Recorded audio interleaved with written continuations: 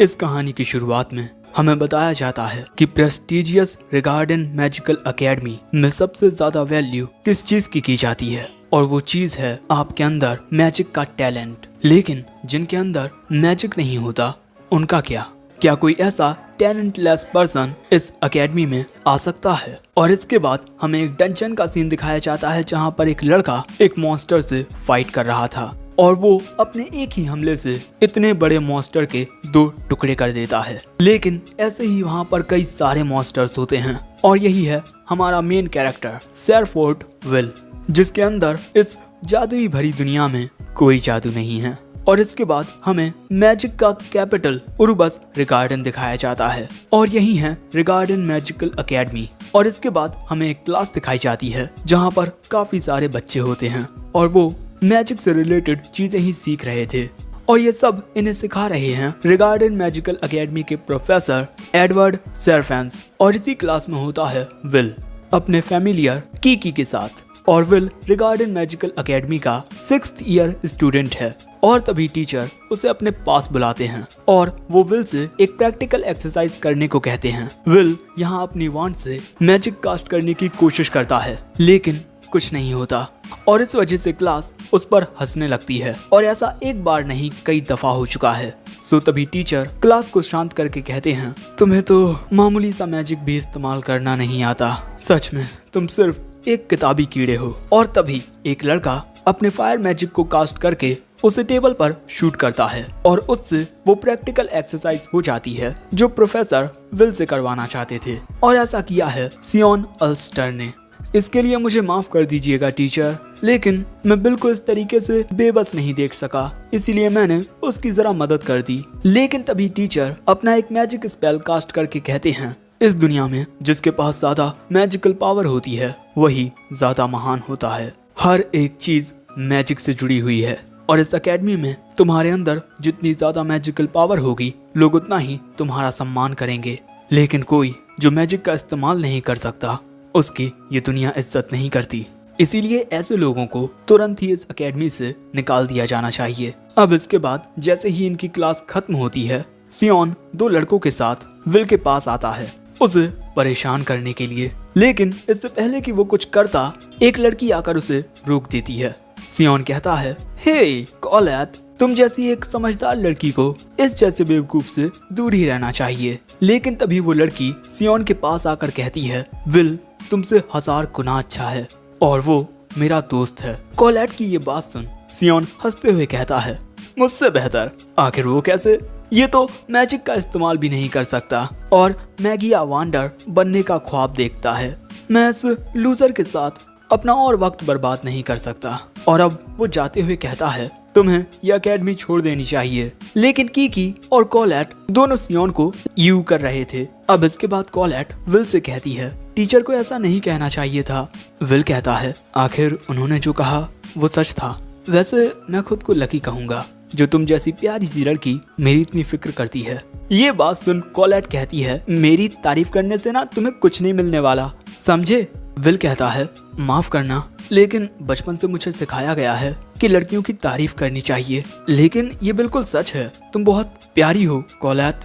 लेकिन ये बात सुन कॉलेट बहुत ज्यादा पैनिक हो जाती है, मुझसे ऐसी बातें करना बंद करो। और इसके बाद वो गहरी गहरी सांस लेकर कहती है, काम डाउन, मेरा नाम कॉलेट लॉयर है और मैं एक नोबल फैमिली की डॉटर हूँ, मुझे खुद को संभालना होगा। लेकिन तभी विल आसमान को देखकर कहता है, आज नजारा फिर से कितना खूबसूरत है ना? कॉलेट कहती है कि हाँ, सबसे ज्यादा ताकतवर विजार्ड द मैजिया वांडर इसी तरह हमेशा आसमान को रोशन रखते हैं। और इसके बाद हमें बताया जाता है कि काफी वक्त पहले लोग आसमान के बारे में कुछ नहीं जानते थे क्योंकि चारों ओर हमेशा अंधेरा रहता था। लेकिन इस अंधेरे का सामना करने आए 5 विजार्ड्स। इन विजार्ड्स ने अंधेरे के पुजारियों को वापस अंधेरे में भेज दिया और इस दुनिया में फिर से चारों ओर रोशनी फैला दी और हमारी दुनिया में शांति आ गई। और उसके बाद से सबसे ज्यादा पावरफुल मैजिशियन को द मैजिया वांडर कहा जाने लगा और हर कोई आज की दुनिया में कम से कम एक मेज बनने का सपना तो रखता ही है। अब कॉलेट कहती है, तुम्हें क्या लगता है, क्या आइस मेडन वांड एल्विस्बीना हमें आज फिर से देख रही होंगी? विल आसमान की ओर अपना हाथ करके कहता है, हाँ, वो एक खिड़की से हमारी ओर ही देख रही हैं। और तभी विल अपने बचपन को याद करता है। एक लड़की विल से कहती है, क्या तुम्हें पता है कि असली आसमान में सूरज और चांद फ्लोट करते हैं? विल कहता है, क्या सच में अल्फेरिया?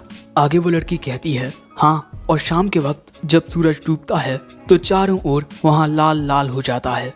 अगर हम मैजिया वांडर बन जाएं और आसमान के बेहद करीब पहुँच जाएं तो शायद से हम भी ढलता हुआ सूरज देख सकेंगे। ये बात सुन विल कहता है, तो फिर हम दोनों साथ में देखने चलेंगे, ठीक है? और इसके बाद ये दोनों ये वादा करते हैं, लेकिन ये एक ऐसा वादा था जो कभी पूरा ना हो सका। वो टैलेंटेड थी और अब तक की मैजिया वांडर बनने वाली यंगेस्ट पर्सन, और आज वो टावर के टॉप पर है और वहीं मैं, जिसमें कोई टैलेंट नहीं है, धूल में मिलता जा रहा हूँ। लेकिन अब तक मैं उस वादे को भूल नहीं सका, इसीलिए आज भी उस सपने को पाने के लिए, उसके साथ ढलता हुआ सूरज देखने के लिए मैं आज भी कोशिशें कर रहा हूँ। लेकिन इसके बाद हम देखते हैं कि एक आदमी विल पर चिल्ला रहा होता है। ये होते हैं प्रोफेसर वर्कनर। तुम मेरी इजाजत के बिना फिर से डंजन में गए थे, है ना? और वो भी अकेले 7th फ्लोर पर। क्या तुम मरना चाहते हो? सो विल प्रोफेसर से माफी मांगने लगता है। सो प्रोफेसर कहते हैं, तुमने वहाँ लगभग 2 मॉन्स्टर्स को मारा है। और इस बात से विल बहुत खुश हो जाता है क्योंकि मॉन्स्टर्स को मारकर उसे कुछ तो मिलेगा। लेकिन तभी प्रोफेसर कहते हैं, तुम अब भी मैजिया वांडर बनने का सपना देखते हो, लेकिन ऐसा करने के लिए तुम्हें प्रैक्टिस, राइटिंग और स्पेल वर्क में माहिर होना होगा। लेकिन क्योंकि तुम मैजिक का इस्तेमाल नहीं कर सकते, इसीलिए तुम कभी भी स्पेल वर्क को नहीं सीख पाओगे। और सिर्फ 2 फील्ड में माहिर होने से तुम कभी भी मैजिया वांडर नहीं बन पाओगे।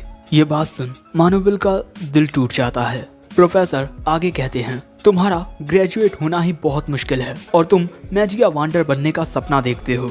तुम्हारे रिसेंट एग्जाम्स में तुम्हें कोई भी क्रेडिट्स नहीं मिले और इसीलिए तुम्हें 1 हफ्ते के अंदर 4 क्रेडिट्स को अर्न करना होगा और ये हफ्ता खत्म होने में सिर्फ 2 दिन बचे हैं। इसीलिए विल अब अपने नोट्स में सर्च करने लगता है किसी 4 क्रेडिट मॉन्स्टर को। अब विल को इस तरीके से देख प्रोफेसर कहते हैं, मैंने सुना है कि 6th फ्लोर पर एक वेस्कर बिली है। और ये बात सुनते ही विल प्रोफेसर के गले लग जाता है। Thank you so much professor. लेकिन तभी हम देखते हैं कि इनकी कोई छुपकर बातें सुन रहा था। ये होता है सियोन। मैं इस बेवकूफ के आने से पहले ही उस वेस्कर विले को खत्म कर दूंगा। अब इसके बाद हमें डंजन के 6th फ्लोर का सीन दिखाया जाता है जहाँ पर विल आ चुका था। लेकिन यहाँ पर किकी थोड़ा परेशान होती है। सो विल कहता है, तुम चिंता मत करो, मैं उसे संभाल लूंगा। हमें बस उसकी आग से बचना होगा। इसीलिए प्लीज किकी, अब सब तुम्हारे हाथ में है, क्योंकि किकी की सूंघने की ताकत कमाल की है। लेकिन दूसरी ओर सियोन अपने 2 पंटरों को लेकर इसी फ्लोर पर आ चुका था, क्योंकि अगर ये वेस्कर बिले को हरा देंगे तो विल क्रेडिट अर्न नहीं कर पाएगा और फिर उसे एकेडमी से निकाल दिया जाएगा। लेकिन तभी एक लड़का कहता है, हे सियोन, क्या हम तीनों के लिए इस फ्लोर पर रहना सेफ होगा? सियोन कहता है, तुम भूल गए हो कि मैं कौन हूँ? हाँ? तभी वो लड़का कहता है, अरे मुझे माफ कर दो, मैं तो भूल ही गया था कि तुम एक इलाइट के बेटे हो। इसके बाद सियोन आगे बढ़ते हुए सोच रहा था, एक ऐसा पर्सन जो मैजिक का यूज ना कर सके, उसे मैजिया वांडर बनने का सपना नहीं देखना चाहिए। वो एकेडमी में रहने के लायक नहीं है। लेकिन तभी अचानक उन दोनों में से एक लड़के के ऊपर हमला होता है और वो सीधा दीवार से जाकर टकराता है। और ये हमला किया था एक बहुत ही बड़े मॉन्स्टर ने। उसे देख ये दूसरा लड़का घबरा जाता है और जोर से चिल्लाता है। उसके चिल्लाने की आवाज ये दोनों सुन लेते हैं और अब ये दोनों तेजी से उसी ओर जाने लगते हैं। जाते हुए विल सोचता है कि क्या किसी मॉन्स्टर ने किसी इंसान पर हमला किया है, और इसके बाद वो उस जगह पर आकर देखता है कि सियोन एक बहुत ही बड़े मॉन्स्टर पर हमला कर रहा था, लेकिन उसके हमलों का उस मॉन्स्टर पर कोई असर नहीं होता। और ये एक इविल सेंटिनल है और ये बहुत ही ज्यादा खतरनाक होते हैं। लेकिन ये इस फ्लोर पर क्या कर रहा है? ये तो गहराई वाले फ्लोर्स पर होते हैं और सियोन के मैजिक का इस पर कोई असर नहीं हो रहा है। वो मॉन्स्टर लगातार सियोन की ओर आगे बढ़ रहा है, जो देख विल कहता है, सियोन इससे कभी नहीं जीत पाएगा, मुझे उसकी मदद करनी होगी। लेकिन क्या मुझे इसे बचाने के लिए जाना चाहिए? इसने हमेशा मेरा मजाक उड़ाया है, मुझे परेशान किया है, लेकिन अगर मैं यहाँ से भाग गया तो और तभी अचानक विल को कुछ महसूस होता है। बहुत पहले एल्फेरिया ने उससे कहा था, विल तुम बहुत ही ज्यादा नरम दिल और बहादुर हो, और उसी ने विल को ये ग्लासेस भी दिए थे। और अब विल कहता है, एल्फेरिया मैं सिर्फ तुम्हारे लायक बनना चाहता हूँ। और अब वो मॉन्स्टर सियोन पर हमला करके उसे मारने ही वाला था कि तभी विल तेजी से आकर अपनी तलवार से उस मॉन्स्टर के हमले को रोक लेता है, लेकिन इससे बहुत ज्यादा प्रेशर वेव निकलती हैं। दूसरी ओर प्रोफेसर एडवर्ड प्रोफेसर वर्कनर के पास आकर कहते हैं, सियोन और उसके दोस्त बिना इजाजत के डंजन में गए हैं, तुम अपने फैमिलियर का इस्तेमाल करके उनका पता लगाओ। वर्कनर पूछते हैं वो किस फ्लोर पर गए हैं। एडवर्ड बताते हैं 6th फ्लोर। ये बात सुन वर्कनर कहते हैं, तो फिर हमें चिंता करने की कोई जरूरत नहीं है। और इसके बाद वो अपनी क्रिस्टल बॉल को ऑन करते हुए कहते हैं, विल भी वही है। डंजन में विल उस मॉन्स्टर के साथ फाइट कर रहा था और यहाँ विल बहुत तेजी से आकर उस मॉन्स्टर की एक उंगली काट देता है। और इसके बाद इन दोनों के बीच काफी खतरनाक लड़ाई होने लगती है। वो मॉन्स्टर विल पर काफी सारे खतरनाक हमले करने लगता है, लेकिन विल तेजी से उस मॉन्स्टर की ओर जाकर उस पर ऊपर से हमला करता है। और ये सब देख सियोन के होश उड़ चुके थे और प्रोफेसर एडवर्ड विल को इस तरीके से लड़ते हुए देख बहुत हैरान थे। सो तभी वर्कनर उन्हें बताते हैं कि विल बहुत अनोखा है, उसके पास सुपर ह्यूमन स्ट्रेंथ है, साथ ही एक बहुत स्ट्रॉन्ग बॉडी, और इसी के साथ वो अपने दुश्मन की चालों को भी काफी जल्दी भांप लेता है। और यहाँ जब ये मॉन्स्टर विल पर अपना खतरनाक हमला करता है, तभी विल उसके हमले से बचकर अपनी तलवार से उसके एक हाथ को काट देता है। और अब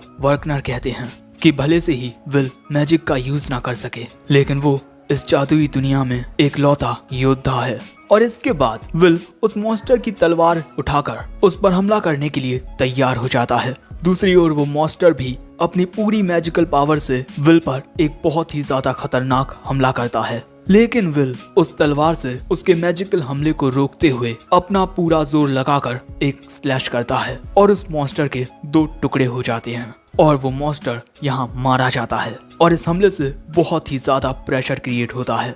उस मॉन्स्टर को हराने के बाद विल सियोन के पास आता है और उसकी ओर अपना हाथ बढ़ाकर कहता है, तुम ठीक तो हो ना। लेकिन दूसरी ओर एडवर्ड इस बात को मानने से मना कर देते हैं कि इस जैसा एक मैजिक लेस लड़का आखिर इतना काबिल कैसे हो सकता है, और इसके बाद वो यहाँ से चले जाते हैं। लेकिन अगले दिन प्रोफेसर वर्कनर विल को बहुत गुस्से में घूरे जा रहे थे और इसके बाद वो उसे 10 क्रेडिट्स दे देते हैं। आखिर उसने इतने भयानक मॉन्स्टर को जो हराया है, और इससे विल बहुत ही ज्यादा खुश हो जाता है।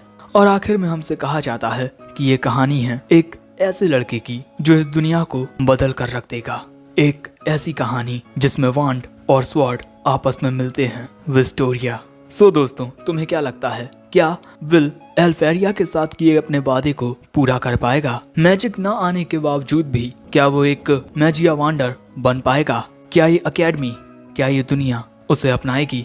एपिसोड 2 की शुरुआत में हमें 5 साल पहले का सीन दिखाया जाता है, जहाँ पर जब विल 10 साल का होता है तब अकेडमी में हर कोई उस पर हंसता था, क्योंकि उसके पास कोई मैजिकल पावर नहीं थी। और विल को इस अकेडमी में सिर्फ इसीलिए लाया गया था क्योंकि उसके इस अकेडमी में आने के बाद ही एल्फ्रेया ने यहाँ एडमिशन लिया था। कुछ बच्चे कहते हैं लेडी एल्फ्रेया अब मैगिया वांडर बन चुकी हैं, इसे तो अब लात मार के अकेडमी से बाहर निकाल देना चाहिए। और इसी तरह विल बस अकेला रहता था। और विल की ऐसी हालत देख रिगार्डन मैजिकल अकेडमी की हेडमास्टर कैल्ड्रॉन एनोव विल को एक तलवार देती हैं और इसके बाद उसके चारों ओर कुछ स्पेल्स कास्ट कर देती हैं। लेकिन विल बड़ी ही आसानी से उस तलवार से उन सभी स्पेल्स को काटता जाता है। और विल की ये काबिलियत देख प्रोफेसर वर्कनर हैरान रह जाते हैं और वहीं हेडमास्टर हंसते हुए कहती हैं, ये बच्चा इस अकेडमी में रह सकता है। वर्कनर कहता है लेकिन विल मैजिक का यूज नहीं कर सकता,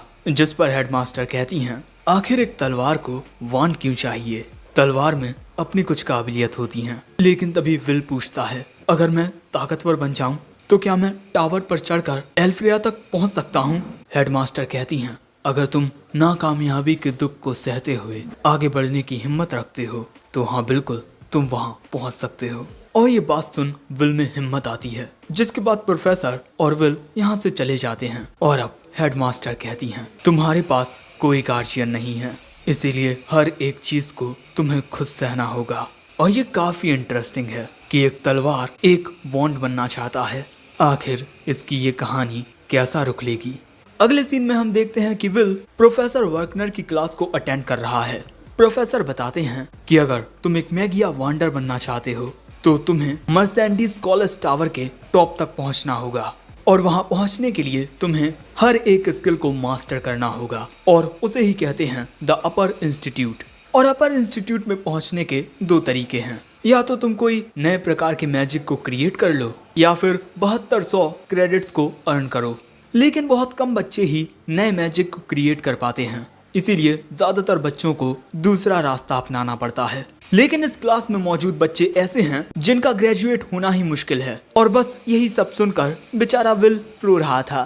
क्लास के बाहर कोलेट उदास विल को तसल्ली देने के लिए आती है। प्रोफेसर वर्कनर कभी कभी कितने ज्यादा स्ट्रिक्ट हो जाते हैं। विल कहता है ऐसा इसी वजह से है क्योंकि मैं स्पेल कास्टिंग में फेल हो गया था और प्रोफेसर वर्कनर तो बहुत अच्छे हैं जो हमें एक्स्ट्रा क्लासेस पढ़ाते हैं, वरना दूसरे प्रोफेसर्स तो हम पर ध्यान ही नहीं देते। लेकिन तभी ये देखते हैं कि एक बच्चा दूसरे बच्चों से कह रहा है मेरी बात का यकीन करो, सियोन ने एक इविल सेंटिनल को हराया है। दूसरे बच्चे कहते हैं लेकिन वो तो बहुत ज्यादा ताकतवर होता है। ये लड़का कहता है उस मॉन्स्टर ने हमें बेहोश कर दिया, लेकिन जब हमारी आंख खुली तब तक सियोन उस मॉन्स्टर को हरा चुका था।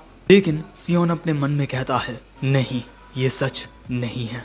और तभी उसकी नजर वहां से गुजर रहे विल पर जाती है। वो तुरंत ही विल के पास जाकर कहता है आखिर कैसे, कोई जादू ना होने के बावजूद भी कैसे। तभी कोलेट वहां कहती है तुम ये क्या कर रहे हो सियोन, उसे छोड़ो। जिसके बाद सियोन गुस्से में वहां से चला जाता है और कोलेट पूछती है क्या तुम दोनों के बीच कुछ हुआ है। वो कहता है ज्यादा कुछ नहीं। वहीं दूसरी ओर प्रोफेसर एडवर्ड हेडमास्टर से आकर कहते हैं हमें अभी के अभी विल को एकेडमी से निकाल देना चाहिए। हेडमास्टर कहती हैं ये उसका इस एकेडमी में आखिरी साल होने वाला है। लेकिन एडवर्ड कहता है वो एक वॉरियर है ना कि कोई मेज, लेकिन फिर भी वो अपनी काबिलियत से मैजिक को सरपास कर सकता है। ये बात सुन हेडमास्टर विल की रिपोर्ट निकालती हैं। मैजिक को छोड़कर विल के रिकॉर्ड्स हर एक स्किल में बहुत अच्छे होते हैं, इसीलिए हेडमास्टर कहती हैं अगर हम इस बात पर ध्यान ना दें कि वो मैजिक को यूज नहीं कर सकता तो उसकी बाकी की स्किल्स टॉप लेवल की हैं। मैगिया वॉन्डर के अलावा वो कुछ भी बन सकता है। इस एकेडमी में हम उस दिन के लिए ऐसे बच्चे तैयार कर रहे हैं जिनके अंदर काबिलियत हो। एडवर्ड कहते हैं लेकिन वो लड़का सिर्फ मैगिया वॉन्डर बनना चाहता है। अगर ऐसी बात है एडवर्ड तो तुम उसका एक टेस्ट लो और अपने टेस्ट के जरिए ये पता लगाओ कि क्या सच में वो इस एकेडमी में पढ़ने के लायक है या नहीं, और उसके बाद आखिरी फैसला तुम्हारा होगा। ये बात सुन एडवर्ड मुस्कुरा कर कहता है आपको पता है ना मैं वर्कनर जितना अच्छा नहीं हूँ, और वहाँ से जाने लगता है। वहीं हेडमास्टर मन में कहती हैं उसे आजमाओ और सच्चाई तुम्हारी आंखों के सामने होगी। डार्क वाइपर मेज। दूसरी ओर हम विल को कोलेट के साथ देखते हैं। कोलेट विल की मदद कर रही थी क्योंकि उसे मैजिक यूज करना नहीं आता। लेकिन तभी कोलेट को विल के लॉकर में उसकी तलवार दिखती है। तुम बदलोगे नहीं है ना। वो कहता है मुझे कैंपस में अपनी तलवार ले जाने की इजाजत कभी नहीं मिलने वाली, और अगर मैं अपने डॉर्म में जाऊंगा तो मेरा रूममेट मुझे वापस आने ही नहीं देगा। कोलेट कहती है तुम दोनों जरूर से बहुत अच्छे दोस्त होगे। विल कहता है शायद। इसके बाद हम विल और कोलेट को स्टडी हॉल में देखते हैं और यहाँ विल अपने नोट्स बना रहा था। सो कोलेट उससे कहती है तुम तो ये सब पहले ही पढ़ चुके हो है ना विल। विल कहता है कि वो अपना रिवीजन कर रहा है और इस वक्त वो ड्वार्फ्स के बारे में पढ़ रहा है, उनका इतिहास, उनका वर्तमान। द बैटल ऑफ गार्जा रॉन्सो। ड्वार्फ्स ने एक ऐसी लड़ाई लड़ी जिनमें उनका हारना तय था, लेकिन फिर भी उन्होंने हार नहीं मानी और वो लड़ते रहे और आखिर में जीत भी गए। मुझे पूरा यकीन है कि अगर मैं अपनी पूरी कोशिश करूं तो मैं भी अपने सपनों को पूरा कर सकता हूं। लेकिन तभी कोलेट को विल के बालों में एक सफेद बाल दिखाई देता है और ये बात जानकर विल परेशान हो जाता है। सो कोलेट कहती है कि चलो मैं इस बाल को निकाल देती हूँ। लेकिन तभी वहाँ एडवर्ड आकर कहते हैं ये सब क्या हो रहा है। वैसे विल जल्दी से स्पेल हॉल में आओ। अगले सीन में हम विल को प्रोफेसर के साथ स्पेल हॉल में देखते हैं। मैं आज तुम्हें एक्स्ट्रा लेसन देने वाला हूँ। वो कहता है क्या आप मुझे अकेले को एक्स्ट्रा लेसन देंगे। एडवर्ड अपनी वॉन्ड निकालते हुए कहते हैं हाँ, मैं देखना चाहता हूँ कि तुम कितने काबिल हो। तुम्हें मुझ पर एक हमला करना होगा। अगर तुम ऐसा करने में कामयाब हो जाते हो तो मैं तुम्हें 5 स्पेल वर्क क्रेडिट्स दूंगा, लेकिन अगर तुम फेल हो गए तो मैं तुम्हें अकेडमी से निकाल दूंगा। जिन लोगों के पास मैजिक नहीं होता उन्हें मैगिया वंडर बनने का ख्वाब तो छोड़ो, उसके बारे में सोचना तक नहीं चाहिए। और इसके बाद प्रोफेसर विल के नीचे एक स्पेल को कास्ट कर देते हैं। दूसरी ओर प्रोफेसर वर्कनर हेडमास्टर के बुलाने पर उनके पास आते हैं। आपको मुझसे क्या काम है हेडमास्टर?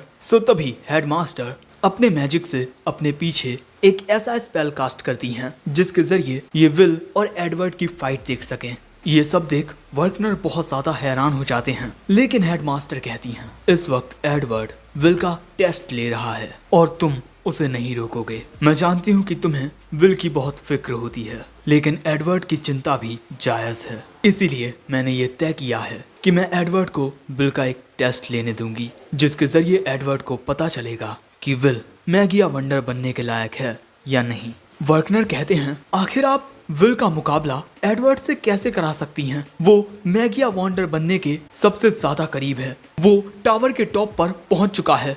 वहीं एडवर्ड विल पर लगातार हमले किए जा रहा था, लेकिन ये सारे हमले लो लेवल स्पेल्स के होते हैं। यहाँ विल दौड़ते हुए एडवर्ड के पास जाकर उसे किक करने की कोशिश करता है, लेकिन एडवर्ड के बैरियर की वजह से उसे कुछ नहीं होता। और इसके बाद एडवर्ड एक बड़े स्पेल से विल को दूर फेंक देता है, जिससे विल का चश्मा भी टूट जाता है। विल और एडवर्ड की ताकत के बीच एक बहुत बड़ा अंतर होता है। विल एडवर्ड को एक खनुज तक नहीं पहुंचा पा रहा। तभी एडवर्ड कहता है मैं इस लड़ाई में सिर्फ 2 स्पेल्स का यूज करूंगा, ब्लैक फ्लेम्स तुम्हें जलाने के लिए और मेरा बैरियर तुम्हारे हमलों से बचने के लिए। लेकिन इसके बाद एडवर्ड अपने डार्क फ्लेम्स के स्पेल को रेप्लिकेट करके कास्ट करता है, जिससे इनकी तादाद बहुत बढ़ जाती है। विल यहाँ से भागने की कोशिश करता है, लेकिन एडवर्ड के बस कुछ हमलों की वजह से ही वो दूर जाकर गिरता है। और इसके बाद एडवर्ड के ये डार्क फ्लेम्स लगातार विल को हिट करते रहते हैं, जिस वजह से विल की हालत बहुत ही ज्यादा खराब हो जाती है। विल यहाँ कहता है काश मेरे पास मेरी तलवार होती। दूसरी ओर हम कोलैट को लॉकर रूम में देखते हैं और उसे विल की काफी ज्यादा चिंता हो रही थी। उसे लग रहा था कि कहीं प्रोफेसर एडवर्ड विल को टॉर्चर तो नहीं कर रहे होंगे, और यही सोचकर वो काफी पैनिक होने लगती है। लेकिन तभी उसकी नजरें किकी पर जाती हैं, जो कि बहुत ज्यादा घायल होती है, और किकी यहाँ आकर विल के लॉकर को खरोंचने लगती है। ये देख कोलैट समझ जाती है कि विल के साथ कुछ हुआ है, जिसके बाद वो विल के लॉकर को खोल देती है। वहीं दूसरी ओर विल बस एक जगह पर पड़ा हुआ था। प्रोफेसर एडवर्ड उसकी ओर जाते हुए कहते हैं अगर तुम मेरा सामना नहीं कर सकते तो मैगिया वंडर बनने का ख्वाब कैसे देख सकते हो? मैं तुम्हें बैटल ऑफ कार्सा रॉन्सो का उदाहरण देता हूँ। बेवकूफ ड्वार्फ्स ने 1000 ड्वार्फ्स की सेना के साथ इंसानों से लड़ने की कोशिश की। क्या तुम बता सकते हो उनके खिलाफ कितने मेजेस ने लड़ाई की होगी? सिर्फ एक ने, और उस पर्सन ने बस एक ही हमले से 10,000 ड्वार्फ्स की सेना को खत्म कर दिया। एक तलवार कभी भी एक वांड का मुकाबला नहीं कर सकती। लेकिन फिर भी बिल कहता है चाहे कुछ हो जाए मैं मैगिया वंडर बनकर रहूंगा। प्रोफेसर एडवर्ड पूछते हैं आखिर तुम्हारी इस जिद का कारण क्या है? विल अपने ग्लासेस को पकड़कर कहता है मैं अपने प्यार तक पहुंचना चाहता हूं। मैंने उससे जो वादा किया था मैं उसे निभाना चाहता हूं। एडवर्ड कहते हैं बकवास करना बंद करो, सिर्फ प्यार तुम्हें मैजिक से आगे नहीं निकाल सकता। लेकिन विल कहता है भले से ही आपको मेरी ये बातें बकवास लगें, लेकिन मैंने उससे वादा किया था कि मैं उसके साथ ढलते हुए सूरज को देखूंगा। और तभी वहां कोलैट आकर विल की ओर उसकी तलवार फेंकती है। विल अपनी तलवार को पकड़ता है और इसके बाद अपने ग्लासेस को पहनकर अपनी तलवार निकालता है और एडवर्ड का मुकाबला करने के लिए तैयार हो जाता है। अब ये देख प्रोफेसर विल पर हमला करते हैं, लेकिन अपनी तलवार से विल उस हमले को काट देता है। ये देख प्रोफेसर को गुस्सा आता है और इसके बाद वो पूरे स्पेल हॉल में अपनी ब्लैक फ्लेम्स को फैला देते हैं। और ये देख विल घबराते हुए कहता है इन आग की लपटों में मैं फिर से चलने वाला हूँ। मेरे शरीर का हर एक अंग कांप रहा है। मैं यहाँ से भागना चाहता हूँ, लेकिन यही वो रास्ता है जिसके जरिए मैं अपने सपनों तक पहुँच सकता हूँ। और इसके बाद वो हमला करने के लिए दौड़ता है। तभी प्रोफेसर भी अपने हर एक स्पेल से विल पर शूट करते हैं, लेकिन विल कुछ हमलों से बचता हुआ, कुछ हमलों को काटता हुआ आगे बढ़ता रहता है और एक आवाज हमें बताती है बैटल ऑफ गार्जारोंसो की कहानी अभी खत्म नहीं हुई। एक बहादुर ड्वार्फ जनरल जिसका नाम गारेथ था, वो अपने सभी साथियों को खोने के बाद भी लड़ता रहा और उसने अपनी पूरी ताकत से मैगिया वांडर को एक मुक्का मारा। और बस यही देखकर उस मैगिया वांडर की नजरों में ड्वार्फ्स के प्रति इज्जत आ गई। और यहाँ विल एडवर्ड के हमलों से बचता हुआ एडवर्ड की ओर कूदता है और उसके बैरियर को तोड़कर उस पर एक हमला करता है, जिससे प्रोफेसर एडवर्ड को एक खरोंच आ जाती है, जिसके बाद प्रोफेसर विल को 5 क्रेडिट्स। लेकिन जैसे ही कोलैट विल के पास आकर उसे देखती है, विल बेहोश हो चुका था। और अब ये सब देखने के बाद प्रोफेसर वर्कनर कहते हैं तो आखिरकार वो इस टेस्ट में पास हुआ। हेडमास्टर कहती हैं हाँ, और उसने एक ही हमले से एडवर्ड की शील्ड को तोड़ दिया। उस बच्चे में बहुत हुनर है। वहीं आखिर में हमें विल का रूममेट दिखाया जाता है जो विल के लिए खाना बना रहा था और देखकर क्यों लगता है कि इस विल से प्यार है। और इसके बाद ये विल के आने का इंतजार करने लगता है। इसका नाम है नॉर्मन रोस्टी। वैसे ये एपिसोड यहीं एंड होता है। एपिसोड 3 की शुरुआत में हमें जरा पुराने लम्हे दिखाए जाते हैं जहाँ वक्त आया था कि एल्फ्रेया विल को अलविदा कहकर टावर के ऊपर जाए मैगिया वांडर बनने के लिए। और अलविदा कहते हुए वो विल को एक तोहफा देती है, ये चश्मे। और फिर वो विल को अलविदा कहकर वहां से जाने लगती है। लेकिन तभी विल कहता है एल्फी, भले से ही मैं मैजिक का यूज ना कर सकूं, लेकिन फिर भी मैं टावर पर आऊंगा। तुमसे जो मैंने वादा किया था मैं उसे निभाऊंगा। हम दोनों एक साथ ढलते हुए सूरज को देखेंगे। उसकी ये बातें सुन एल्फ्रेया वहीं रुक जाती है और उसकी आंखों से आंसू निकलने लगते हैं। और अब वो विल से कहती है मैं चाहे कितनी ही सदियां क्यों ना गुजर जाएं, मैं तुम्हारा इंतजार करूंगी। और फिर एल्फ्रेया वहां से चली जाती है। एल्फ्रेया को खुद से दूर जाता हुआ देख विल रोते हुए कहता है प्रोफेसर वर्कनर, जिस तरह मैं आज रो रहा हूँ, मेरा इस तरह रोना ये आखिरी दफा होगा। अब हमें प्रेजेंट का सीन दिखाया जाता है जहाँ पर विल घर घर जाकर न्यूज़पेपर दे रहा था। उसके साथ उसकी फैमिलियर किकी भी होती है। तभी एक बुढ़ा उससे कहता है ओह विल, हमेशा की तरह मेहनत कर रहे हो। इसका नाम डोनन है।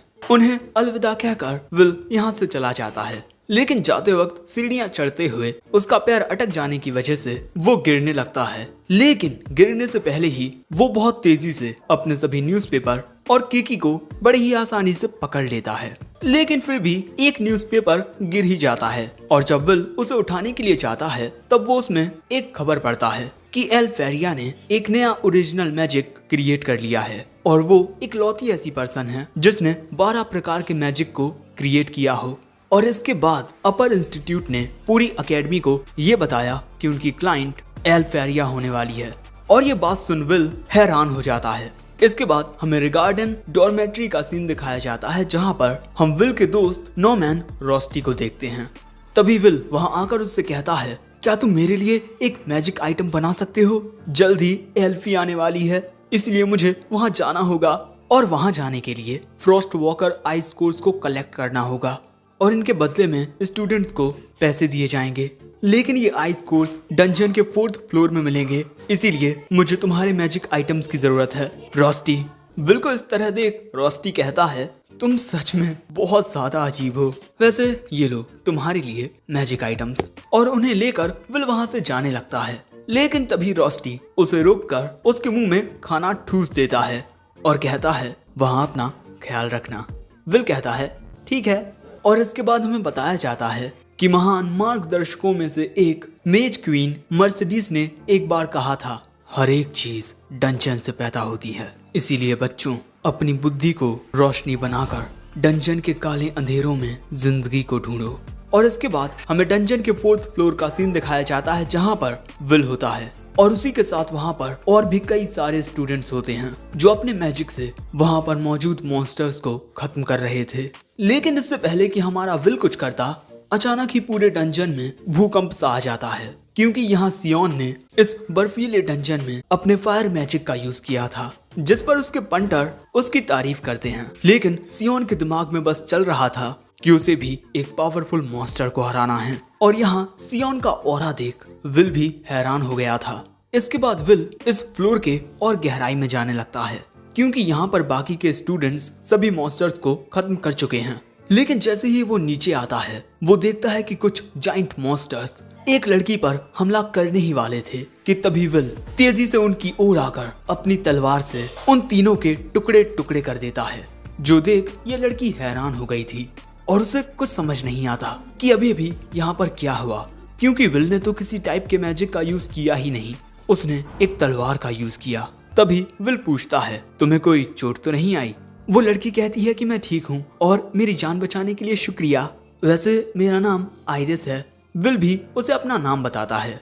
अगले सीन में हमें क्लास का सीन दिखाया जाता है जहाँ पर प्रोफेसर वर्कनर बच्चों को बता रहे थे कि अगर कोई स्टूडेंट किसी नए टाइप के मैजिक को क्रिएट कर लेता है तब वो आसानी से अपर इंस्टीट्यूट में जा सकता है और नए मैजिक का नाम अक्सर उन्हें बनाने वाले या उसके टाइप के हिसाब से रखा जाता है। जैसे डार्क मैजिक स्पेल को डेक्स डार्बिकेंस कहा जाता है और इसका नाम इसको क्रिएट करने वाले एंशिएंट टाइम के एक मैजिशियन फायर वॉचमैन डार्बिकेंस के नाम पर रखा गया है।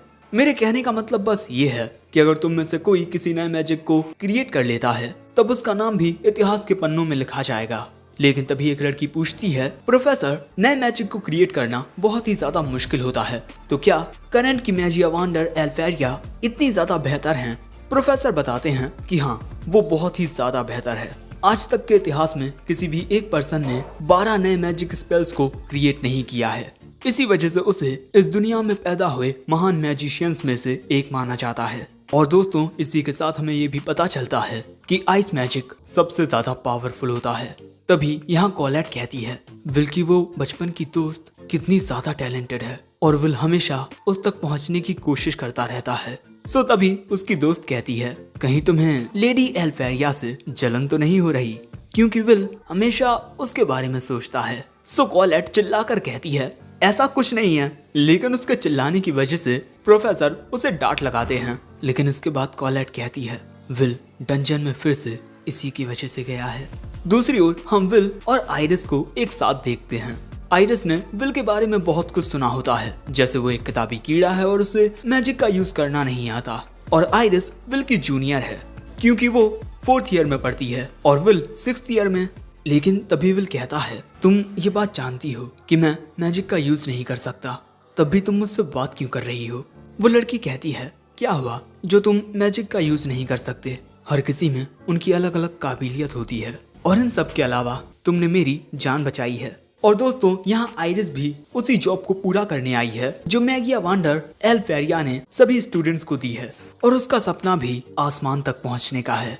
और ऐसा इसी वजह से है क्योंकि आज तक इस दुनिया में शायद ही किसी ने असली आसमान को देखा होगा और ये जो आसमान है वो मैजिया वांडर की मैजिकल एनर्जी की वजह से बना हुआ है। लेकिन यह आसमान नकली है जिसे द ग्रेट बैरियर कहा जाता है। कुछ कहानियों में कहा गया है कि जब ये बैरियर टूटेगा तब इस दुनिया में फिर से चारों ओर अंधेरा छा जाएगा और फिर से इस दुनिया में कयामत आएगी। लेकिन उसी कयामत को रोकने के लिए हर एक स्टूडेंट खुद को ताकतवर बनाना चाहता है। लेकिन तभी आइरिस विल को बताती है कि वो पहले ही एल्फेरिया से मिल चुकी है। एक बार वो गलती से डंजन की बहुत गहराई में गिर गई थी, उस अंधेरी जगह पर जहाँ सिर्फ मॉन्स्टर्स भरे हुए थे। मेरे बचने की कोई उम्मीद नहीं थी, लेकिन अगले ही पल में वो सारे मॉन्स्टर्स बर्फ में जम गए क्योंकि वहाँ साक्षात द मैगिया वांडर एल्फेरिया आ गई थी। और वो आइरिस को उठाकर उससे कहती है अगली बार अपना अच्छे से ख्याल रखना। और उसी लम्हे को याद करते हुए आइरिस काफी ज्यादा एक्साइटेड होने लगती है और वो एल्फेरिया के लिए ही इस जॉब को पूरा करना चाहती है। लेकिन तभी विल नोटिस करता है कि किकी एक दूसरी ओर जा रही है और इसके बाद किकी विल को इशारा करके कुछ बताती है। तभी आइरिस विल के पास आकर पूछती है आप क्या कर रहे हो सेनपाई? वो बताता है जब फ्रॉस्ट वॉकर चलते हैं तब वो अपने पीछे बर्फ के टुकड़े छोड़ते जाते हैं। और यहाँ विल को ये बात पता चल जाती है कि इनके सामने एक काफी पावरफुल मॉन्स्टर है और वो यहाँ पर इसी वजह से छुपा हुआ है ताकि कोई उसे ढूंढ ना सके। आइरिस पूछती है आप तो मैजिक का यूज कर ही नहीं सकते, फिर आपको ये सब कैसे पता चला? वो कहता है मैजिक बहुत जरूरी होता है लेकिन डंजन के अंदर नहीं, और इसके अलावा मेरे पास थोड़ी नॉलेज भी है और सबसे ज्यादा जो चीज मायने रखती है वो होता है अनुभव। और अगले ही पल में इनके ऊपर एक हमला होता है, एक बहुत बड़े जाइंट मॉन्स्टर का। लेकिन विल खुद को और आइरिस को उस हमले से बचा लेता है और यहाँ उस जाइंट मॉन्स्टर को देख आइरिस के होश उड़ जाते हैं। और यहाँ विल कहता है, जैसा मैंने सोचा था, ये बहुत ज्यादा ताकतवर है। और दोस्तों हमें पता चलता है कि ये मॉन्स्टर एक फ्रॉस्ट रेस्क है, फ्रॉस्ट वॉकर का सबसे हाईएस्ट फॉर्म, और इसको हराने का मतलब है 6 क्रेडिट्स को अर्न करना। लेकिन तभी ये मॉन्स्टर इनके ऊपर हमला कर देता है और दोस्तों इसका ये हमला बहुत ही ज्यादा खतरनाक होता है, लेकिन विल आसानी से उसके हमले से बच जाता है। लेकिन यहाँ आइरिस विल को उससे लड़ने से रोकती है क्योंकि इस मॉन्स्टर पर फिजिकल अटैक्स का कोई असर नहीं होता। इसको छूने वाली हर एक चीज जम जाती है और इसे सिर्फ लॉन्ग रेंज मैजिक अटैक से ही हराया जा सकता है। लेकिन विल उस मॉन्स्टर का सामना करने का मन बना चुका था। यहाँ वो रोस्टी के मैजिक आइटम का यूज करता है और इसके बाद जब वो मॉन्स्टर विल पर हमला करता है तब विल उसके हमले से बचता हुआ बहुत ही स्टाइल में उस मॉन्स्टर के नीचे से जाता हुआ ना जाने क्या कर रहा था। लेकिन इस वजह से उस मॉन्स्टर को गुस्सा आने लगता है और वो चारों ओर हमले करने लगता है, जिस वजह से आइरिस एक जगह आकर छुप जाती है। दूसरी ओर विल तेजी से दौड़ता हुआ उस मॉन्स्टर के ऊपर रोस्टी का मैजिक आइटम फेंकता है और वो आइटम किसी हुक की तरह उस मॉन्स्टर के एक बॉडी पार्ट से जाकर अटक जाता है। और इसके बाद विल उस मॉन्स्टर के नीचे से होता हुआ उसके ऊपर जाकर उसे इसी तरह से बार बार बांधने लगता है। विल उस मैजिक आइटम से उस मॉन्स्टर को अच्छे से जकड़ लेता है और इसके बाद एक जगह रुककर कहता है, फ्रॉस्ट रेस्क आग के खिलाफ बहुत कमजोर पड़ जाते हैं। और तभी वो मॉन्स्टर पूरी तरीके से जकड़ा होने के बाद भी अपना सबसे ज्यादा पावरफुल हमला करता है, जिससे विल की बॉडी जमने लगती है। लेकिन विल उस मैजिक आइटम से ना जाने क्या करता है, जिससे उस मैजिक आइटम की रस्सी में आग लगने लगती है और इसी तरह वो आग उस रस्सी के साथ साथ उस मॉन्स्टर में भी लगने लगती है। और जैसे ही वो आग उस हुक तक पहुंचती है, वहां एक बहुत ही ज्यादा बड़ा धमाका होता है और एक ही बार में वो मॉन्स्टर मारा जाता है, जिससे बहुत ही ज्यादा प्रेशर क्रिएट होता है। लेकिन धमाके का धुआं हटने के बाद उस मॉन्स्टर के टुकड़ों के सामने सिर्फ विल होता है, जो रोस्टी के मैजिक आइटम को देखकर कहता है, सच में ये हर बार मेरी बहुत मदद करता है।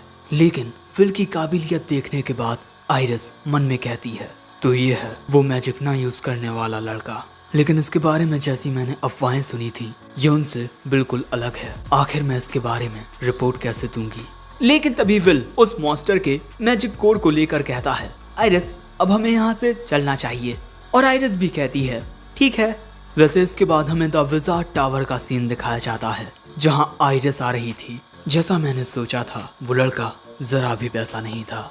वो अपने अनुभव से युद्ध के तख्ते को पलट कर रख सकता है और भले से ही वो कोई मेज ना हो, लेकिन वो एक माहिर योद्धा है।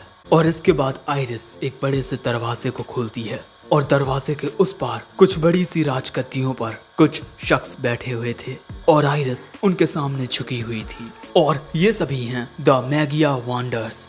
आइरिस कहती है, कहीं मेरे आने से आपको परेशानी तो नहीं हुई। कैरियट इंसिंडिया वाइसमैन कहता है, हम बस एक मीटिंग कर रहे थे कि अगर बैरियर टूट गया तो इस दुनिया पर किस तरह कयामत आएगी। दूसरा बंदा कहता है, आसमान के दूसरी ओर से द सेलेस्टियल होस्ट्स हम पर हमेशा अपनी नजरें लगाए हुए हैं।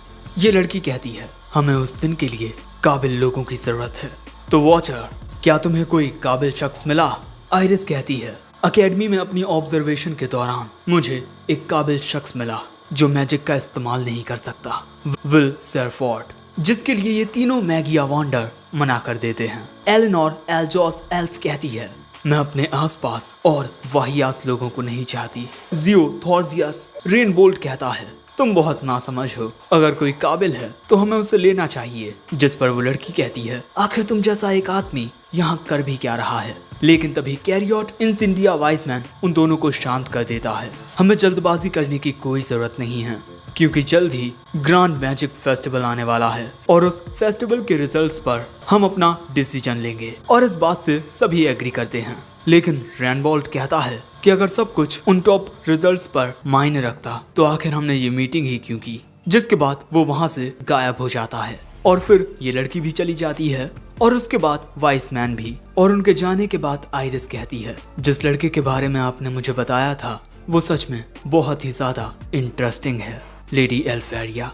सो तभी एल्फेरिया फ्रॉस्ट रेक्स के मैजिक कोर को सम्मन करते हुए कहती है, विल, मैं तुम्हारा इंतजार कर रही हूँ। और इसी के साथ ही एपिसोड एंड हो जाता है। इस एपिसोड की शुरुआत में हमें बताया जाता है कि रिगार्डन एकेडमी सभी बच्चों को टोटल 12,000 क्रेडिट्स देती है और एक स्टूडेंट को अपर इंस्टीट्यूट में पहुंचने के लिए 7,000 क्रेडिट्स की जरूरत होती है और यही मैगिया वांडर बनने की एब्सोल्यूट कंडीशन है। जिसके बाद हम देखते हैं कि बच्चों का एक टेस्ट हो रहा है। इस टेस्ट में शियोन सबसे पहले अपने फायर मैजिक से एक गोलेम को खत्म कर देता है और इसके बाद कोलैट भी अपने अर्थ मैजिक से एक गोलेम को मार देती है। इसी वजह से ये दोनों इस टेस्ट में पास हो जाते हैं और इसके बाद हमें पता चलता है कि सियोन के पास 9,889 क्रेडिट्स हैं और वहीं कोलैट के पास 7,340 क्रेडिट्स।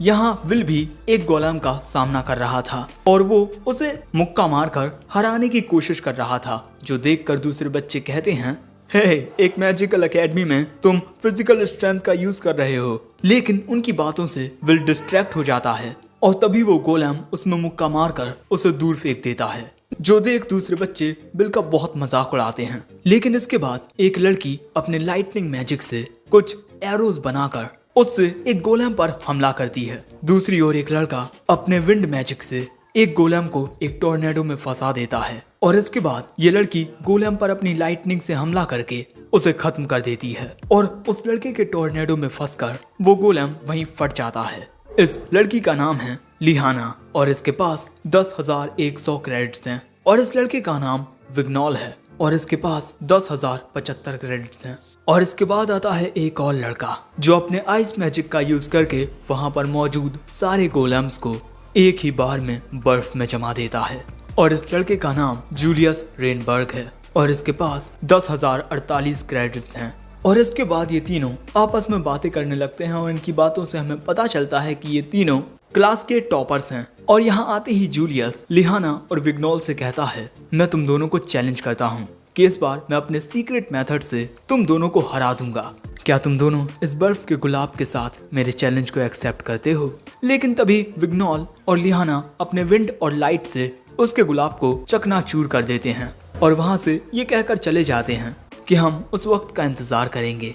और वैसे दोस्तों, इन तीनों का अपर इंस्टीट्यूट में जाना तो पक्का है और वैसे एक स्टूडेंट के पास कितने क्रेडिट्स हैं यही देखकर उसकी काबिलियत का अंदाजा लगाया जाता है। और बेचारे विल के पास तो ग्रेजुएट होने जितने ही क्रेडिट्स नहीं हैं और ये विल का आखिरी साल है, जिस वजह से वो दुखी होता है। लेकिन तभी उसके पास जूलियस आकर कहता है, मेरे सामने से हटो कीड़े। इसके बाद जूलियस के पंटर उसकी तारीफ करने लगते हैं, तुम सच में बहुत ही ज्यादा टैलेंटेड हो, तुमने एक ही बार में वहां पर मौजूद सारे गोलेम्स को खत्म कर दिया और अब जल्द ही द ग्रैंड मैजिक फेस्टिवल आने वाला है। इसके बाद खाना खाते वक्त कोलैट विल से कहती है, तुम्हें भी ग्रैंड मैजिक फेस्टिवल में हिस्सा लेना चाहिए क्योंकि अपर इंस्टीट्यूट में पहुंचने के लिए तुम्हें 7200 क्रेडिट्स की जरूरत पड़ेगी। विल कहता है, तुम सही कह रही हो, लेकिन हर एक स्टूडेंट ग्रैंड मैजिक फेस्टिवल के लिए बहुत ही ज्यादा उतावला होता है। The grand magic festival Regarden academy में होने वाला एक ऐसा इवेंट जो हर 2 साल में होता है, जिसमें स्टूडेंट्स को काफी चुनौतियों का सामना करना पड़ता है और इसी के साथ दूसरे टावर फैक्शंस के स्टूडेंट्स के साथ भी इनका मुकाबला होगा। पहला faction the lightning lord's wand Thorgius Feske, दूसरा the flame emperor's wand Incindia Warham, the sacred elf wand Ilief Kanan और the ice maiden's wand Elvis Pina और आखिर में आता है द लाइट सोवरेंस वांड मास्टीरियस नोआह, वो मैजिया वांडर जो इन चारों फैक्शंस को लीड करता है। और अगर उन चारों फैक्शंस में से कोई एक तुम्हें चुन लेता है तब तुम एक टावर मेंबर बन जाओगे और इसी के साथ द ग्रैंड मैजिक फेस्टिवल में वॉचर्स भी होंगे जो बहुत ही ज्यादा टैलेंटेड होते हैं। विल कहता है, वॉचर्स? ये तो एकेडमी के 7 किस्सों में से एक है और इसके अलावा मैं तो बस ऑपरेशंस में सपोर्ट करूंगा और इसके अलावा अगर मैंने उस इवेंट में हिस्सा लिया तो वो किसी स्पोर्ट्स इवेंट की तरह लगेगा और अपने सेकेंड ईयर के दौरान मैं उस फेस्टिवल में बहुत कुछ देख चुका हूँ। उस साल लोगों ने मुझे बहुत गालियाँ दी क्योंकि उनके मुताबिक मैंने रूल्स को तोड़ा था। इसके बाद हम बाकी के बच्चों को देखते हैं जो ग्रैंड मैजिक फेस्टिवल के लिए बहुत ज़्यादा एक्साइटेड होते हैं और यही सब देखते हुए कोलैट विल से कहती है, रिगार्डन के अलावा भी दूसरे कैपिटल से काफ़ी सारे स्काउट्स आएंगे तो भले से ही अगर हम टावर में ना जा सकें, लेकिन हम अपने भविष्य के लिए कोई दूसरा रास्ता चुन सकते हैं। विल कहता है इस फेस्टिवल में आपके पास एक बढ़िया मौका होता है कि आप दूसरों को अपनी काबिलियत दिखा सको। और अब कॉलेट फिर से कहती है विल तुम्हें भी इस फेस्टिवल में हिस्सा लेना चाहिए। विल कहता है अरे मैंने कहा ना, मैं तो मैजिक का भी यूज नहीं कर सकता। लेकिन तभी कॉलेट को कुछ महसूस होता है। वो विल को बताती है कि यहाँ पर एक बैरियर को कास्ट किया गया था, शायद से मैं इस बैरियर को अपने मैजिक से तोड़ सकूं। लेकिन यहाँ कॉलेट इस बैरियर को किकी की मदद से बहुत ही आसानी से तोड़ देती है और इसके बाद इन्हें पता चलता है कि ये एक खुफिया रास्ता होता है और अंदर से इन्हें कुछ आवाजें आ रही थीं। और दोस्तों इसके बाद हम देखते हैं कि यहाँ नीचे बच्चों के बीच जुएबाजी हो रही है। दाव लगाए जा रहे हैं कि ग्रैंड मैजिक फेस्टिवल में कौन जीतेगा। विल और कॉलेट यहाँ आकर ये सब देखने लगते हैं। और दोस्तों इस गैम्बलिंग के बारे में प्रोफेसर्स को कुछ नहीं पता। और यहाँ पर सियोन भी होता है अपने पंटरों के साथ। वो विल को देख कहता है तुम यहाँ क्या कर रहे हो। लेकिन तभी कॉलेट कहती है चिल्लाकर बात करने की कोई जरूरत नहीं है। लेकिन तभी विल पूछता है कि तुम यहाँ क्या कर रहे हो सियोन। विल के पंटर कहते हैं तुम आखिर ये क्यों जानना चाहते हो कि सियोन यहाँ पर ये जानने के लिए आया था कि किस पर कितना दाव लगाया जा रहा है। और वैसे सियोन के दिमाग में ना ये ख्याल कभी नहीं आता कि क्लास के टॉप 3 स्टूडेंट्स आखिर उसे भाव क्यों नहीं देते। इनकी बातें सुनकर सियोन ही इन्हें चुप करा देता है। लेकिन तभी कॉलेट कहती है वाह मुझे पता नहीं था कि तुम ये सब सोचते हो। वो कहता है मुझे किसी की बातों से कोई फर्क नहीं पड़ता। मैं उन तीनों में से अभी तक किसी से हारा नहीं और मेरे क्रेडिट्स उनसे बस इसीलिए कम हैं क्योंकि राइटिंग एग्जाम में मेरे नंबर थोड़े कट हो गए थे। लेकिन मैजिक के मामले में मैं लिहाना और विग्नॉल जितना ही टैलेंटेड हूँ। वैसे मैं ये सब तुम दोनों से क्यों कह रहा हूँ। और बस इसके बाद सियोन वहाँ से चला जाता है। इसके बाद हमें क्लास का सीन दिखाया जाता है जहाँ पर क्लास खत्म होने के बाद प्रोफेसर कहते हैं अगली बार हम सभी मैजिक पोशंस बनाना सीखेंगे।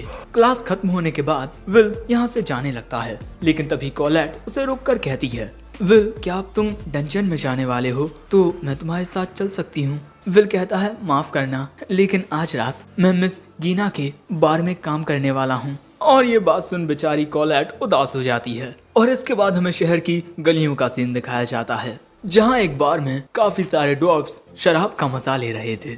और ये रही मिस गीना इस बार की मालकिन। और यहाँ पर हमारा प्यारा विल आज रात पार्ट टाइम काम कर रहा है और यहाँ वो दोनन के लिए कुछ शराब और खाना लेकर जाता है। दोनन कहता है तुम सच में बहुत ही ज्यादा मेहनत करते हो। सुबह न्यूज़पेपर डिलीवरी, उसके बाद अपने स्टडी लेसन्स और इसके बाद रात में इस बार में काम करना। और ऐसा इसी वजह से है क्योंकि बेचारे विल को स्कॉलरशिप नहीं मिली और बस अपने स्कूल की फीस भरने के लिए उसे ये सब काम करना पड़ रहा है। लेकिन तभी दोनन कहता है वैसे अगर तुम उस क्या कहते हैं ग्रैंड मैजिक फेस्टिवल में हिस्सा लोगे तो शायद से तुम्हारी ये दिक्कत दूर हो जाएगी। लेकिन तभी मिस गीना कहती हैं बातें बंद और काम चालू विल।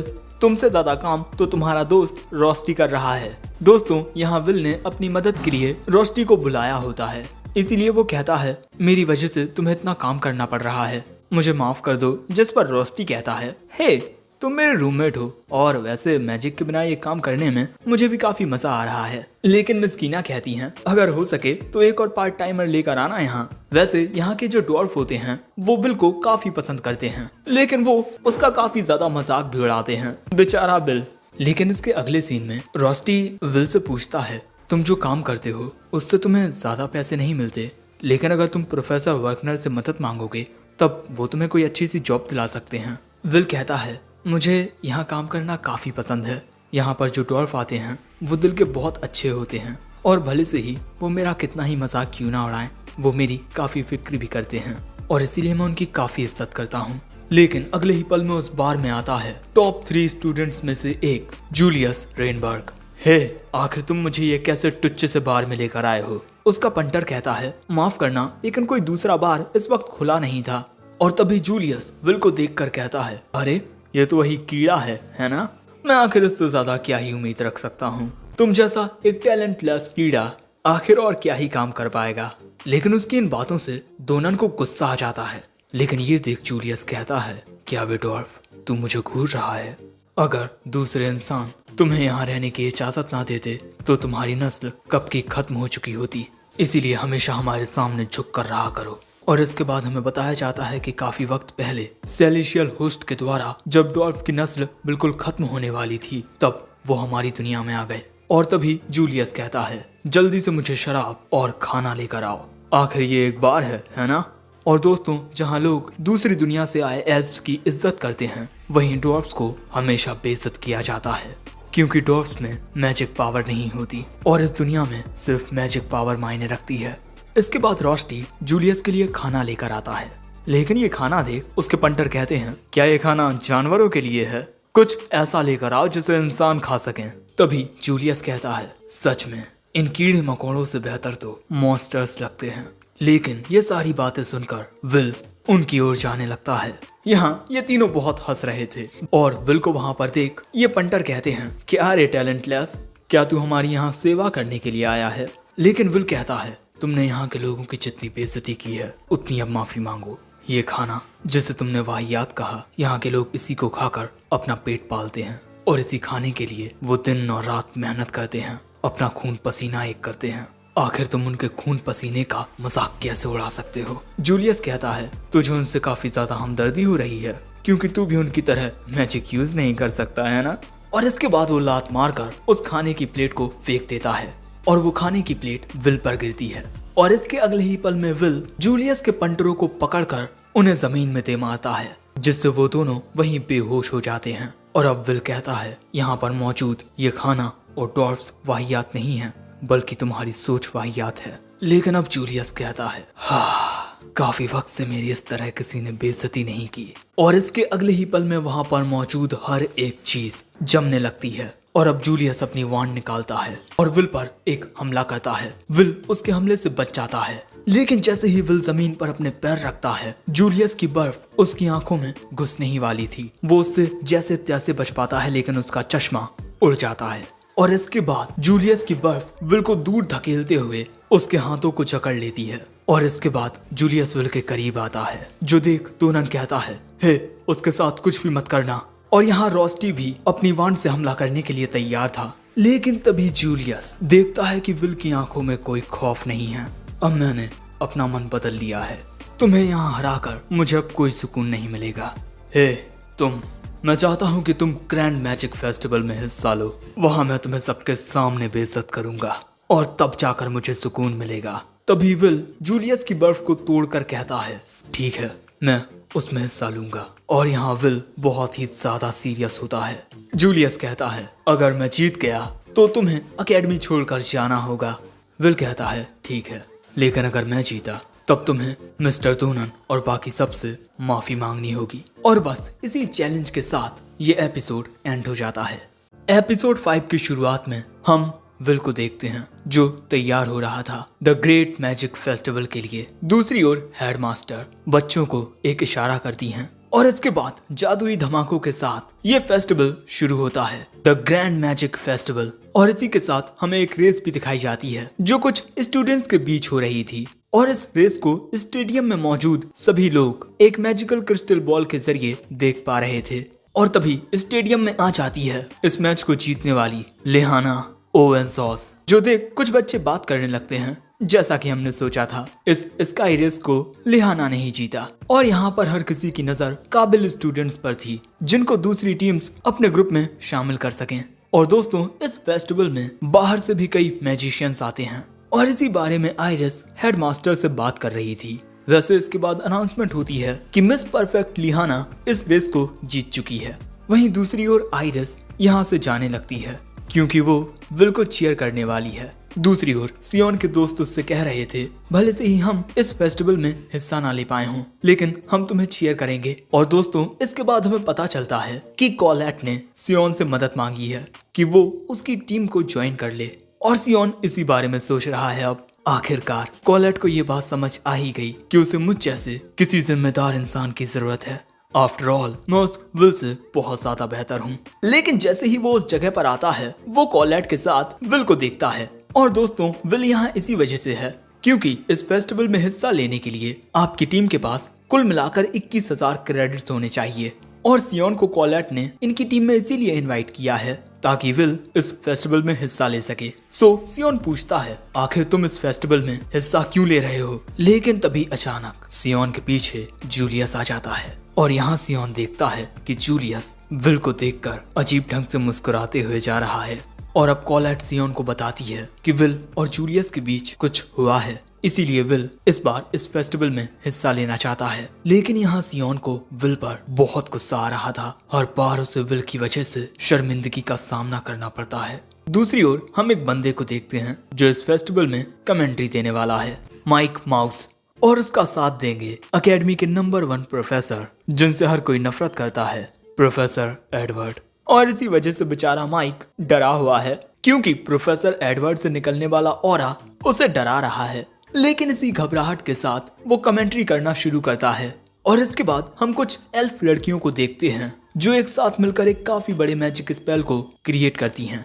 और ये बड़ा स्पेल 5 स्पेल से मिलकर बना है, जिसके बाद ये स्पेल पूरे स्टेडियम को चारों ओर से घेर लेता है। और इसके बाद ये लड़कियां इस स्पेल को एक्टिवेट करती हैं, मैग्नाटूरस रिंग हुल। और इन स्पेल्स के एक्टिवेट होते ही हमें बताया जाता है the volcano zone, the badland zone, the marshland zone, the grassland zone and the Woodland zone.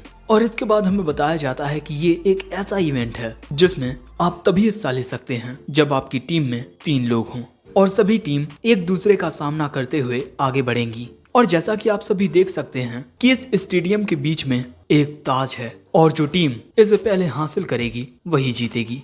लेकिन इसे पाने के रास्ते में हर एक टीम को बहुत सी चुनौतियों का सामना करना होगा। हर एक तरह की फील्ड से गुजरते हुए, वहां पर बिछे जालों से बचते हुए, वहां के मॉन्स्टर्स का सामना करते हुए इन्हें स्टेडियम तक पहुंचना होगा। और यहाँ पर आप दूसरी टीम्स को मुसीबतों में उलझाकर भी आगे बढ़ सकते हैं। ग्रैंड मैजिक फेस्टिवल में होने वाले सभी इवेंट्स में से ये इवेंट सबसे ज्यादा मशहूर है। आगे प्रोफेसर एडवर्ड बताते हैं इस इवेंट को डंजन में आने वाली दिक्कतों को मद्देनजर रखते हुए ही अच्छे तरीके से बनाया गया है। इस इवेंट में जो भी स्टूडेंट्स पार्टिसिपेट करेंगे वो काफी अव्वल दर्जे के होंगे।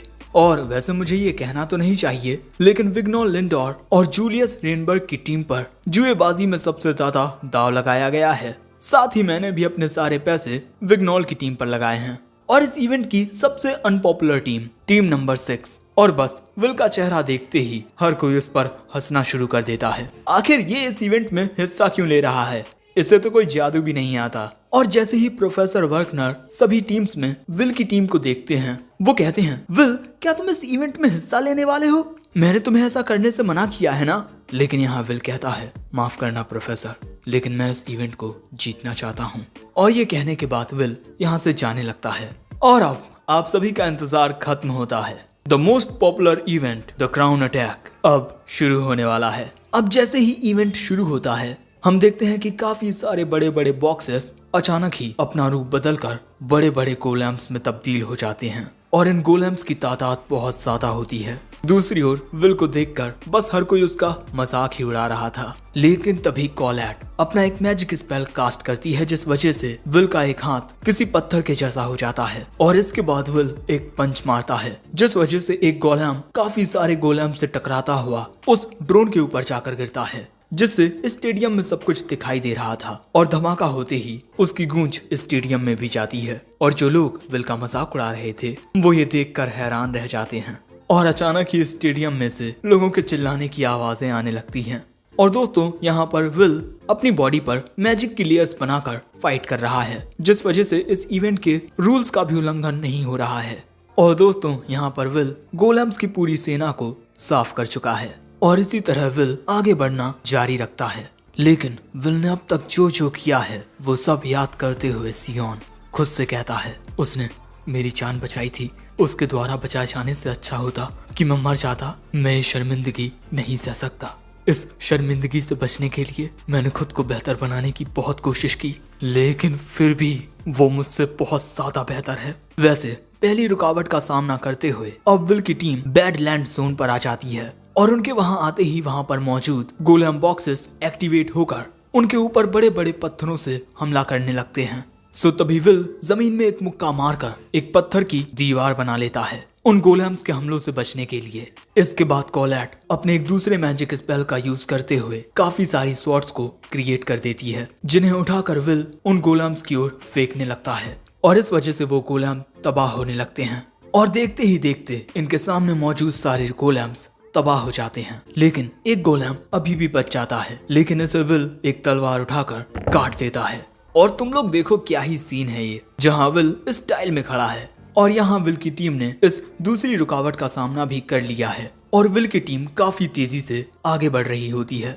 जो देख सभी हैरान होते हैं। और तभी प्रोफेसर एडवर्ड कहते हैं ये सारा कमाल उसकी नॉलेज और एक्सपीरियंस का है जो उसने अब तक गेन किया है। और यहाँ पर आइरिस चिल्लाते हुए कहती है विल सेनपाई डू योर बेस्ट। दोस्तों इस वक्त विल की टीम सबसे ज्यादा आगे होती है। तभी एक दूसरी टीम का बंदा कहता है हम उस टैलेंटलेस लड़के से हार नहीं सकते, लेकिन तभी अचानक इसकी टीम का एक लड़का वहीं गिर जाता है और अगले ही पल में इनके पीछे कुछ मॉन्स्टर्स आ जाते हैं। ये कुछ प्लांट मॉन्स्टर्स होते हैं जो इन तीनों को अपने टेंटिकल में फंसाकर इन्हें खा जाते हैं। और इसके बाद हमें बताया जाता है कि हर एक जोन में काफी सारे ट्रैप्स हैं, लेकिन फिर भी इन सभी चुनौतियों का सामना करते हुए विल की टीम सबसे ज्यादा आगे होती है। और बस यही सब सुनकर जूलियस का दिमाग खराब होने लगता है।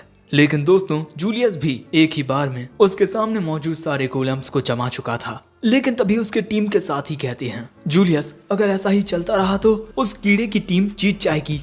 लेकिन तभी जूलियस मुस्कुरा कर कहता है इसमें कोई भी दिक्कत नहीं है। दूसरी ओर हम देखते हैं कि विल की team final area the enchanted woods तक पहुंच जाती है, लेकिन उनके यहाँ पहुंचते ही काफी सारे स्पेल्स एक्टिवेट हो जाते हैं। ये एक टाइप का चेन मैजिक होता है और यहाँ पर विल इन सभी सर्कल्स को काटने लगता है, यानी कि अपनी तलवार से कैंसिल करने लगता है, जिस वजह से वो सारे मैजिक स्पेल्स वहीं फटकर मिटने लगते हैं।